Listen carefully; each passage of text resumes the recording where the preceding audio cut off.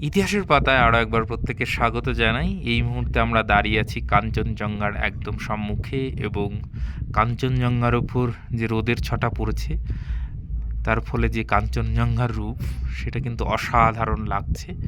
এবং ঠিক এই ডান পাশে আমাদের সকলের বাঙালির প্রিয় পাহাড়ের রানী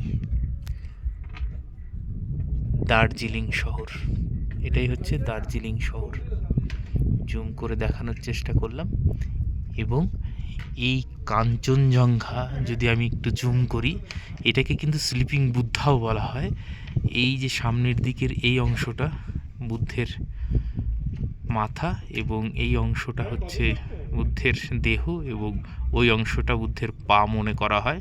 এখানে আস্তে আস্তে প্রচুর বুদ্ধিস্ট মনাস্ট্রি আপনারা দেখতে পাবেন, এবং একে স্লিপিং বুদ্ধা হিসাবেও কিন্তু তারা মান্যতা দেয়। খুবই অপরূপ দৃশ্য, অসাধারণ। এবং হাওয়াটা কিন্তু অসাধারণ, হাতে এমন ঠান্ডা লাগছে, অসাধারণ অনুভূতি। এবং সত্যি দিনটাও খুব ভালো, এত সুন্দর রোদ উঠেছে, এবং একদম কাঞ্চনজঙ্ঘা কিন্তু মানে কি বলবো, এতটা সুন্দরভাবে দেখা যাচ্ছে। কুয়াশা থাকলে কিন্তু অনেক সময় এতটা সুন্দরভাবে পরিষ্কারভাবে দেখা যায় না। আশা করি খুব ভালো লাগলো। আপাতত সকলকে অসংখ্য ধন্যবাদ। এরপরে আমরা